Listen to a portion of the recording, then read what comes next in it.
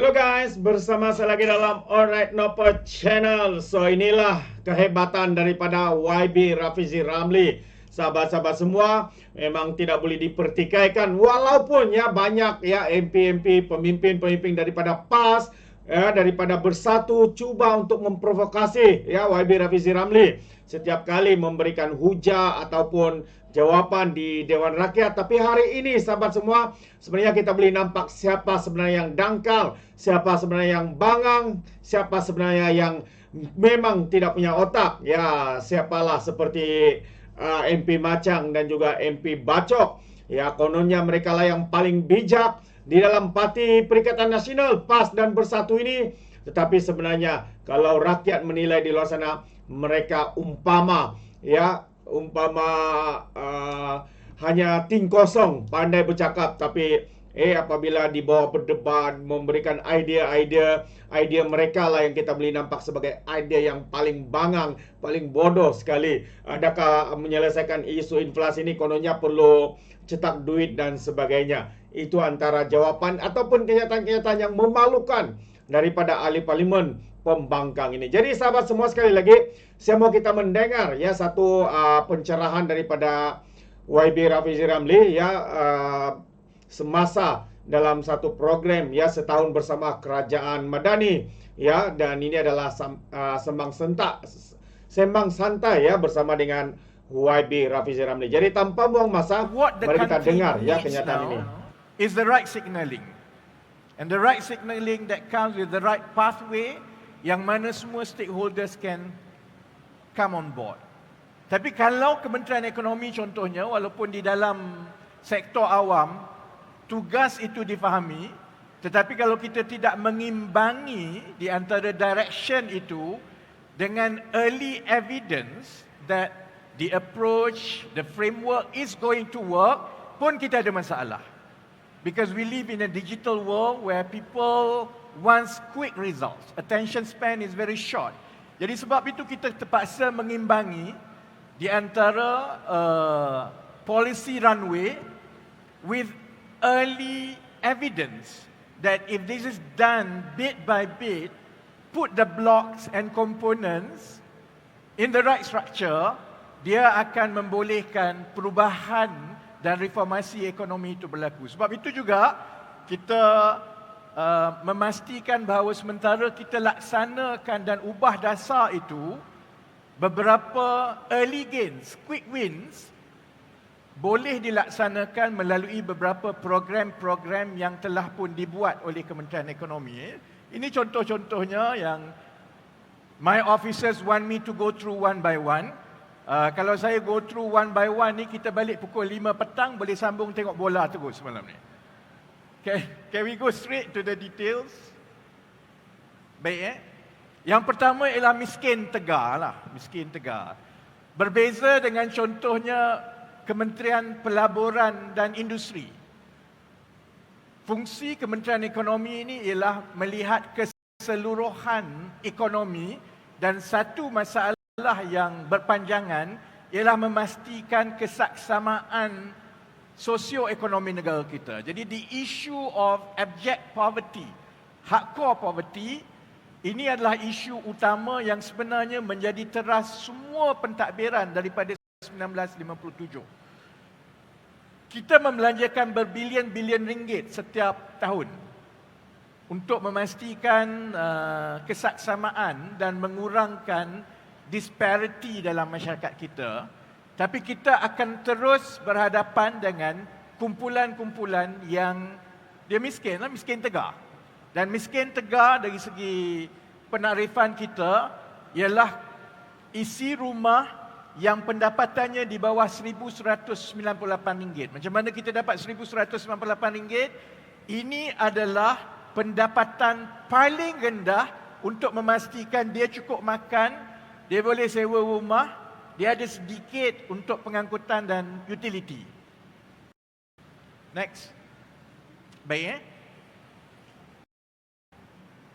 Kebiasaannya ialah kalau kita nak campur tangan dalam mengurangkan kemiskinan, selalunya kita tumpu kepada beri bantuan.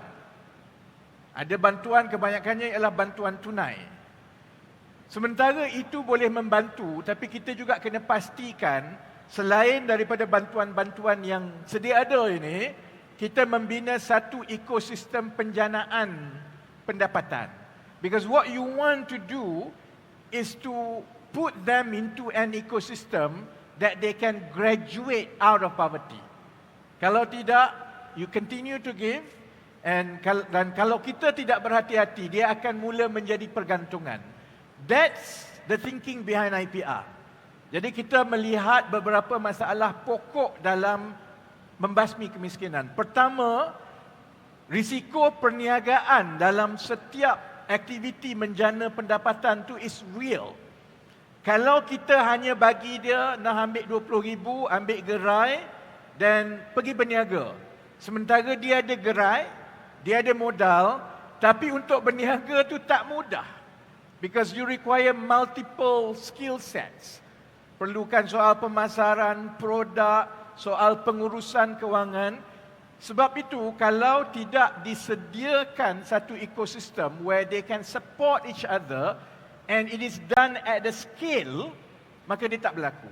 Jadi sebab itu kita mengambil pendirian, selain daripada mewujudkan ekosistem itu, ia juga perlulah menyelesaikan beberapa masalah-masalah struktur dalam ekonomi negara. That's why we chose 3 templates. Kalau usahawan tani, ialah kerana kita tahu untuk orang bertani, dia perlukan tanah. You cannot do modern farming without a scale. And at the very least, you require 10 acres. And this is where the trapping in our economy is. Kerana syarikat besar dengan modal yang besar, 10 acres of land is too small for them. You can't plant kelapa sawit for 10 acres. Dia tak economical. Tapi orang yang berminat, yang boleh keluar daripada kemiskinan dengan RM2,500 pendapatan bulanan ini, dia hanya perlukan setengah hektar saja. Tapi dia miskin, mana dia nak dapat setengah hektar? Dan kalau kerajaan nak menguruskan sikit-sikit ini, it's so humongous. So what we do ialah daripada kita cuba dapatkan tanah swasta dan sebagainya, we collect the lands dalam kerajaan dahulu. And that process is ongoing. Kita pastikan the whole value chain itu diselesaikan. Latihan, penanaman, infrastructure, the training, the business model, all the way to off-taker. Setakat ini kita dah ada 1,000 ekar. Dan dia telah mendapat manfaat kepada 4,000 lebih keluarga. And at the very least, yang bagi saya yang paling penting, the business model is proven. It does generate at least RM2,500 per month from just tanam cili. Because once you reach a certain scale and it is managed efficiently, then it will work. It's the same concept with vending machine. Kerana sebelum ini kerajaan kalau dia nak bagi peluang pendapatan, dulu-dulu dia kena buat kedai. Dia buat akik mara, buat kedai, udar dan sebagainya. Each one will cost beratus ribu, berpuluh ribu.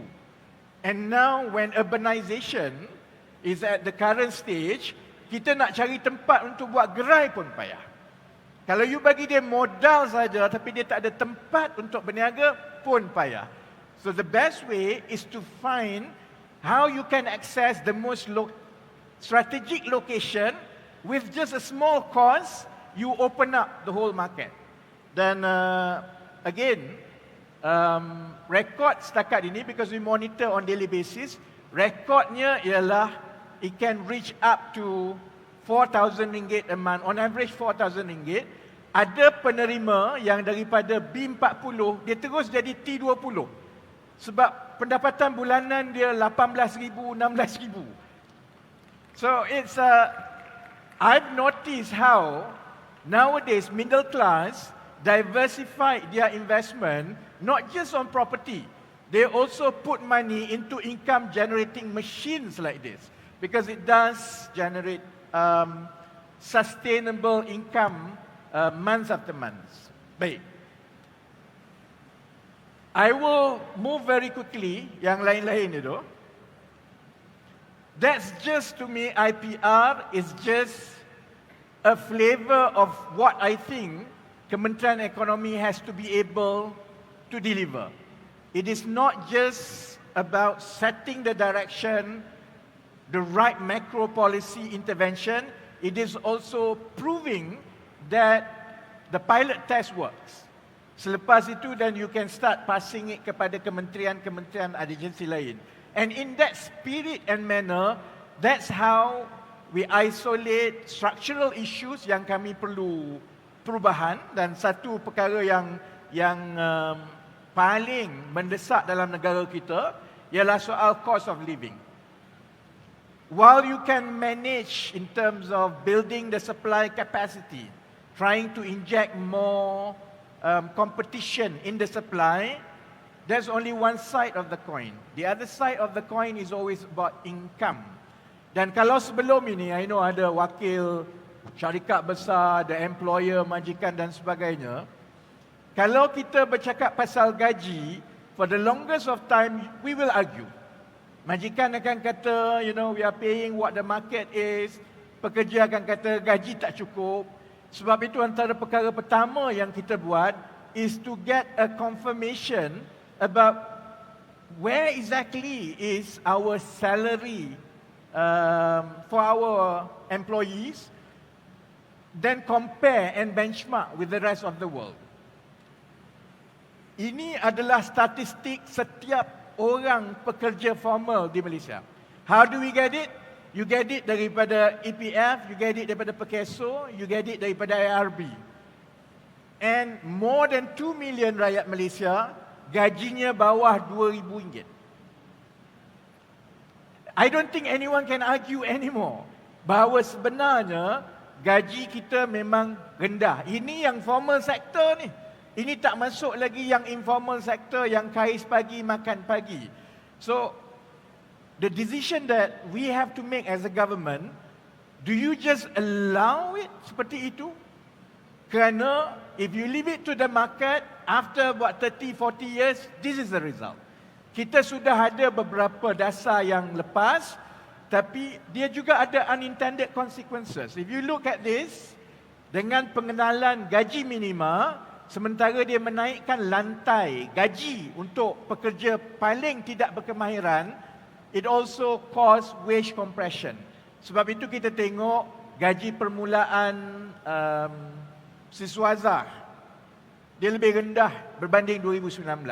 Kalau kita tengok kenaikan gaji pekerja yang dah bekerja 5 tahun, 10 tahun, it will take you up to about 40 years old by statistic for you to start hitting RM4,000. Yang kat depan ni taklah. Yang menonton, yang ramai yang lepas kat luar, this is their daily struggle. Sebab itu, walau macam mana tinggi pun GDP growth, whatever we say about our economy, banyak mana pun pelaburan kita masuk, unless we can translate that into a higher and sustainable wage increment year after year, as a country and society, we will be having problems. Sebab itu, dasar gaji progresif, kita nak pastikan bahawa we strike a balance. Kita juga tahu bahawa ekonomi kita ni tak boleh nak paksa kerana 95% daripada majikan adalah majikan kecil dan mikro dan sederhana. Kalau paksa, you either force pekerja-pekerja ni dibuang kerja dan dia jadi informal sector, ataupun syarikat-syarikat kecil dan sederhana ni digolong tikar. So, these are the features yang insya-Allah kita akan mulakan dengan projek rintis tahun depan, because we have to make sure bila kita nak implement ni, we solve all the teething problems terlebih dahulu. Baru kita boleh scale it up to the rest of the economy. So the 2024 is where we will make sure once we start with the first 1,000, we resolve all teething problems with implementation. And then from 2025 onwards, then it's justified for government to set aside a portion of annual allocation to make sure that we can see a sustainable increase in wage levels year after year. And target kita ialah supaya the ratio for compensation for employees dalam GDP kita will reach 40% first, and then hopefully within 10 years from now will reach 45%. The rest, I think, subsidi bersasar, I don't have to tell a lot. Kita dah bincang benda ni dah 20 tahun, 30 tahun. Pandangan saya, dan saya ada Tan Sri Wahid, who was my predecessor many years ago, and I'm sure setiap Menteri Ekonomi yang diberi tanggungjawab untuk mengatur perancangan ekonomi, this is a problem statement that successive ministers have to try to crack. I'm luckier than my predecessors for one reason. I live in an era where data is readily available, where the IT and digital infrastructure allow us to have a very detailed insight all the way for each household. Zaman Tan Sri Wahid tak boleh, zaman Tok Pa dulu pun kita tak cukup. Jadi, sebab itu perkara yang kita tumpukan, orang tanya, kenapa tak buat subsidi bersasar terus? Kenapa tak bagi arahan terus? Sebab kalau kita tak pastikan setiap isi rumah itu kita tahu berapa anak dia, pendapatan dia berapa imputed cost of living, dari jauh mana dia nak pergi kerja, unless you can drill down to that point, kita akan terus berdepan dengan exclusion and inclusion error. So much so, bila kita mula laksanakan, walaupun dasar itu secara teorinya dan makronya betul, tetapi oleh kerana ramai yang tak puas hati, kerajaan akan menghadapi risiko U-turn. And that's what happens in many other countries lately pun. They know they have to do this, dia buat saja 3-4 bulan, oleh kerana bangkangan, dia U-turn. InsyaAllah, with the database that we have developed, is going live Januari ini. In fact, my next meeting after Semayang Jumaat, we already switch into project management basis. We have to go week by week to make sure everything is in place supaya we minimize all the risk, dan bila dia dibuka kepada orang ramai pada awal Januari, itu akan membolehkan orang boleh terima bahawa at this income level, with this household size, saya sebenarnya memang tak layak dapat. And if you are in that category, and the majority of us are in that category, you go through the process, the numbers, the data are transparent, you can challenge the data, and therefore if you are in this category, these are the targeted subsidies that you will get. Yang lain-lain, saya ingat sebab I really have to stick to 12:30. So yang lain tu boleh ada QR code, sila download. Saya ingat saya nak simpulkan begini. Saya tak ada masa untuk go through all the slides semua. I think we should really stop here. Stick to the time. What I want to summarize begini. Tidak ada sebarang perubahan dan anjakan yang besar, apatah lagi dalam sesuatu yang cukup penting seperti ekonomi, yang boleh berlaku sekelip mata. In fact, if I were to run an organization or a big company, I'll be very mindful to separate and differentiate between superficial growth, valuation growth, and sustainable business model that people after me can build on to make sure that not only we have the financial resources, not only that we have the capability, but we have an ecosystem upon which people after us can build strength after strength. That is my job. Jadi salah satu sebab saya ingat kenapa saya diberikan tugas ini, kerana muka saya memang tebal and I don't usually give two hoots about what people say. What has to be done, has to be done. And so long as keputusan kita itu, pertamanya, dibuatkan berdasarkan semua bukti-bukti penilaian dan juga kajian yang betul-betul adil dan betul-betul lengkap. Pertama. Kedua, so long as persediaan kita itu telah mengambil kira untuk mengurangkan seberapa banyak risiko pelaksanaan. Minimize all the pain. We will have some pains, but minimize all the pains. Then I think you just have to bite the bullet, move one step after another, kerana the rest of the ecosystem will catch up. And the test of any government, and especially this government, is how we stay on course, because turning around a ship will take some time. And with the right momentum, bila dia dah mula turn around, the rest of the stakeholders in our economy and society will come on board, dan itu akan mempercepatkan momentum. Jadi insyaAllah, all I can say, I'm already 3 minutes on borrowed time, all I can say is this. Sebahagian besar keputusan-keputusan struktur telah pun dibuat dalam tahun 2023. Yang tahun 2024, keputusan struktur yang paling besar yang kami akan tumpukan ialah reformasi sektor pekerja, terutamanya to build a timeline and put all the systems in place for us to start phasing down dependency on foreign workers. Jadi kepada majikan yang dengar di luar, it's coming.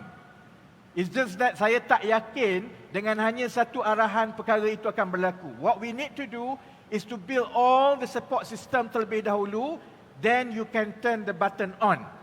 And tahun 2024, kalau tahun 2023 itu fokusnya ialah kepada kedudukan fiskal kerajaan. Soal subsidi bersasar, soal the growth narrative, that's why we talk about energy transition, soal sektor-sektor yang strategik. Tahun 2024, the focus of policy reform yang terbaru ialah labour market reform. Jadi, I think that's the flavour. Yang lain tu kita akan berterusan.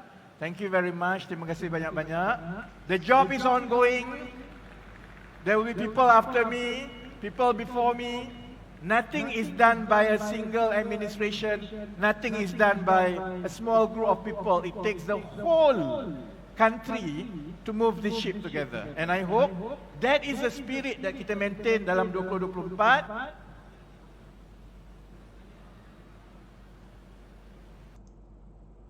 Alright guys, itu dia satu pencerahan details daripada YB Rafizi Ramli. Ya, berkaitan dan apa yang sedang dilakukan ataupun telah dilakukan selama setahun lamanya Kerajaan Perpaduan Malaysia Madani ini dalam memerintah. Dan kita boleh nampak ya selepas ya kaji selidik dilakukan, inilah masanya untuk kerajaan ya ataupun YB Rafizi Ramli melaksanakan segala dasar perancangan yang akan dibuat ya untuk memberikan kebaikan kepada rakyat khususnya. Jadi kita ucapkan tahniah dan semoga segala perancangan ini, dasar program aktiviti ini ya dapat memberikan manfaat yang sebaiknya untuk rakyat di luar sana. Jadi terima kasih sekiranya sahabat semua Anda yang menonton ini mau memberikan sebarang pandangan, komen dan berikan di dalam ruangan komen. Jadi terima kasih, izinkan saya untuk mengundurkan diri dan seperti biasa peribahasa mengatakan tak apapun kangkap, 2 tahun keinginan. Dalam bahasa Melayunya, tepuk dada, tanya selera. Sekian saja daripada Alright Channel. Saya kita berjumpa lagi. Bye-bye.